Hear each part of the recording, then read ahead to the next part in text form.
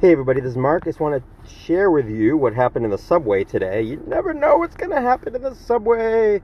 And warning, I'm not using a script. I'm just talking. So hopefully this won't take forever, because if you know me, I can talk and talk and talk, but hopefully I won't.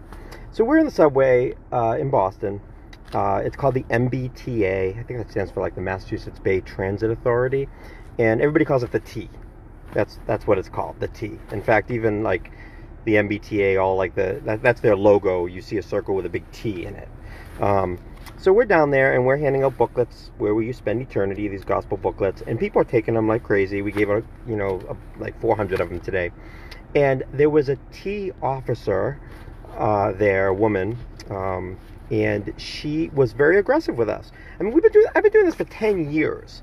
Most of the people who work down there that are authorities, like, they know me and they know my team, and they kind of leave us alone because they know that we're fine, and they also know that we're not breaking any laws. So she came over and she's like, "You got to pack up, you got to go. You can't be in the paid area of the T. You have to be upstairs in the unpaid area." Now that's not true. In 1991, Jews for Jesus sued the MBTA and won. The Supreme Court of the Commonwealth of Massachusetts ruled in favor of Jews for Jesus and said that nonprofit religious speech is protected in all areas of the MBTA. They cannot close you down. They can't say you have to be in this location, not this location. They can't do that. We're not there asking for money. We're just giving out booklets and talking to people, and even doing open air messages. So all of that is protected.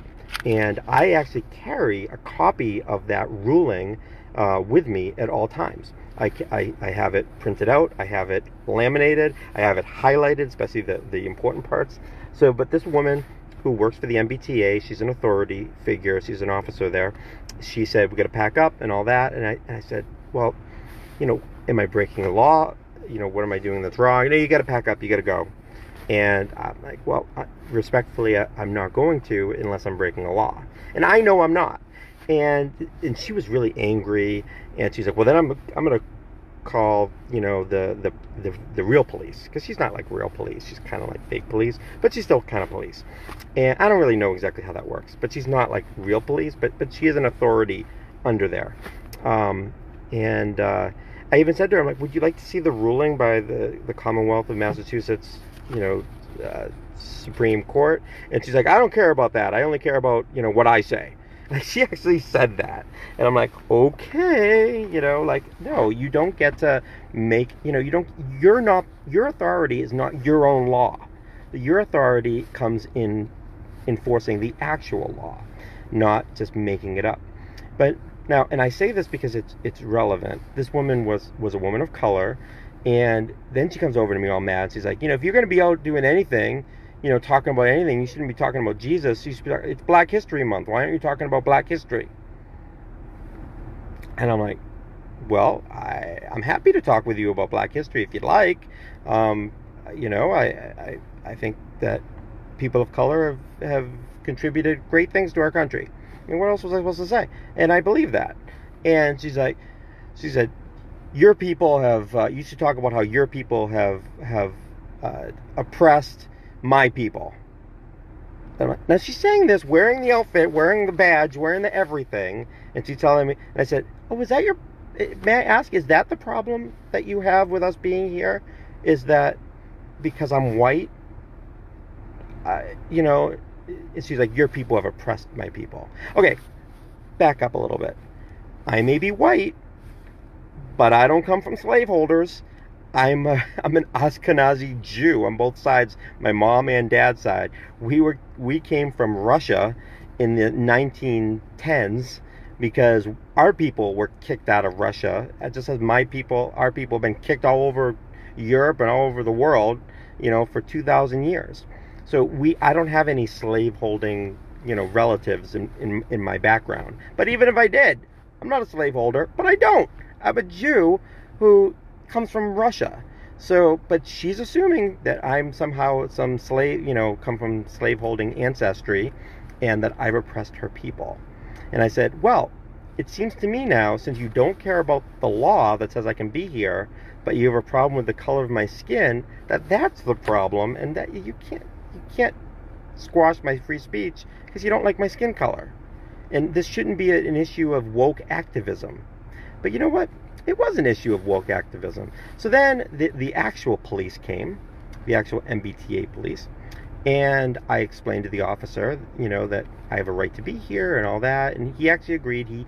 He diffused the situation. I said, I think the reason why she was picking on us is because she doesn't like our skin color. And he's like, well, I mean, there's no evidence for that. And I said, well, actually, let me tell you what she said, and I have witnesses.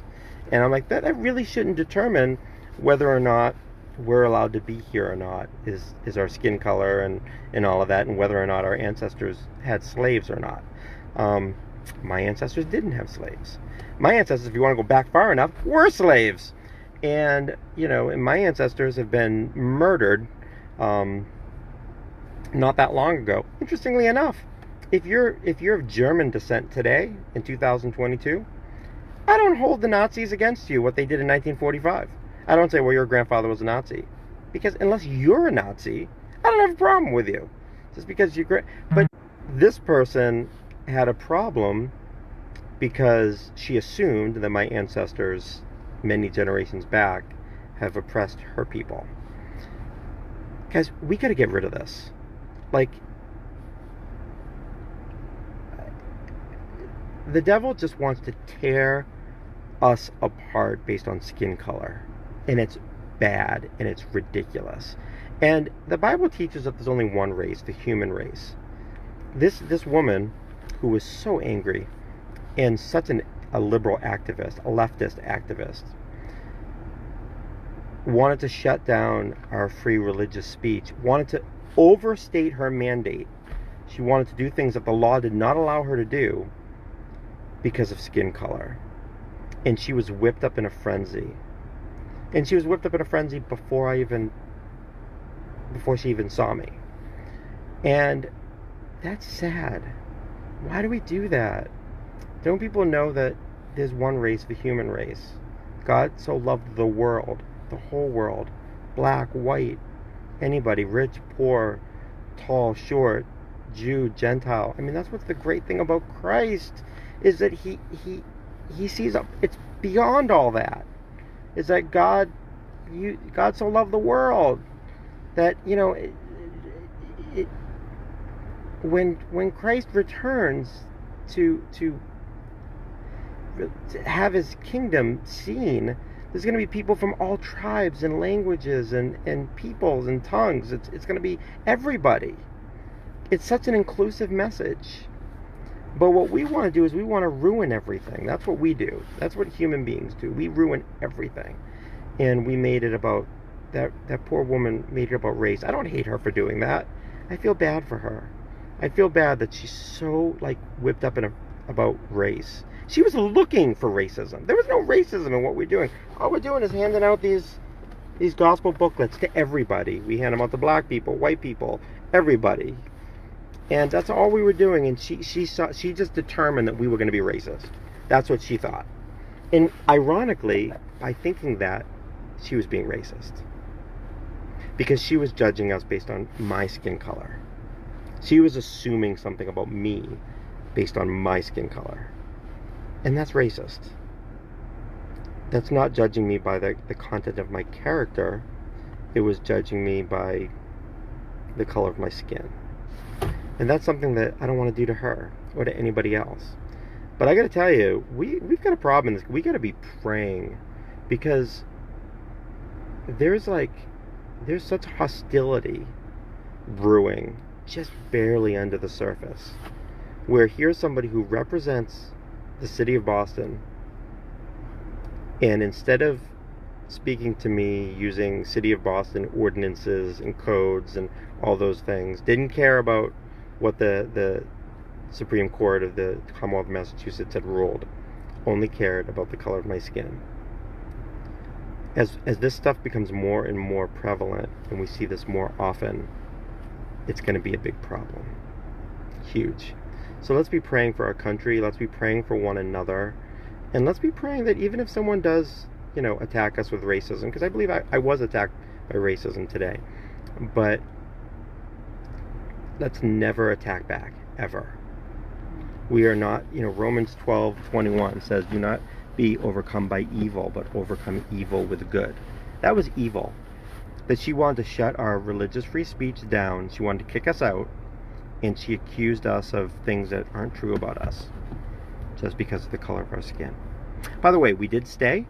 The real police, thank you, Julie. I appreciate your very encouraging message. The real police sided with us, and she stuck around for a little while, but then she left. And I pray that she comes to peace with God. I pray that she comes to peace with God through Jesus Christ. That's really the only way to get peace with God, because Jesus said, I am the way, the truth, and the life. No one comes to the Father but through me. That's not hard to understand. No one comes to the Father but through me. That's what Jesus said. He's the only way. Interestingly, when I was talking with the officers, this gentleman came up, a white guy, and he got right in my face, and he goes, I don't like your message either. And I'm like, well, I'm sorry you don't like my message. You're free to not listen to it, or free not to take my stuff. And he's like, you make us take those booklets. Why do I make you take booklets? Tons of people don't take the booklets. Tons of people take them. But he was just like, again, he was all angry. He's like, I hate you and I hate your God. And I'm like, well, I'm sorry. God bless you. I'm sorry that happened to you. And this is all in front of like these T officers. And he goes, I'm gonna shove you down the track, and you're gonna be dead. How you like that? If I throw you right in front of the train as it comes by. And I said to the woman who was mad at me, I'm like, did you not hear that? He just like threatened to murder me. Like, do you have a problem with that? You have a problem with me sharing my message? Do you have a problem with like actual like violent threat? And he was in my face. And she said, I work for the T. I don't do policing, so no, I don't care about that. He can say that. I don't care if he threatens you. It's just, you can't make this up. So, I actually have a photo of him in my face. One of my colleagues took a picture of it. So I'll probably post that tomorrow. But, yeah, we live in a crazy time where, and again, if you've never heard me preach in the subway, I wasn't even preaching at the time. Like, the way the timing of the trains was, I wasn't doing any open air preaching. I was just handing out booklets and talking to people who wanted to talk. But even if you have heard me open air preach, and if you haven't, go to my YouTube channel, Mark Sohmer, and you'll see, like, I'm not a rough preacher. I'm not one of those people that's getting mean and nasty and all that stuff. I just don't do that. And but some people just don't like us there at all. And particularly this woman, she gave it away. She gave it away why she doesn't like us. Because we're white. By the way, I'm not really white. I'm more like pinkish olive. I don't know. White? Really? I don't understand why people don't like each other based on like the amount of melanin that's in your skin. Like, that doesn't make any sense at all. We all have the same blood. We're all human beings. Made in God's image. Black people, white people, made in God's image. So, I don't know the name of this officer who was racist towards us, but please pray for her. And if we see her again, pray that things go well. But you never know what's going to happen in the subway. Thanks for listening to me. Thanks for praying. And fight wokeness. Wokeness is bad. It pretends to be good. It's all about equality, which is great. We all like equality. But now it's like reverse. It's the other way. It's like she assumes because of my skin color, I must be racist. Where she's learning that, whoever's teaching her that, and I know who's teaching her that, it's bad. It's unnecessarily divisive. She creates a false dichotomy, which is either you believe what she believes or you're a racist.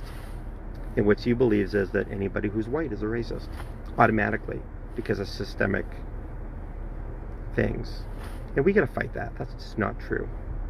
It's not true. Alright guys, thanks for listening. I'm gonna go home now. I just got back to New Hampshire. I dropped off some guys that came with me today, and what a day. All right, love you guys. Thanks for praying. Thanks for the encouragement, and talk to you later. Bye-bye.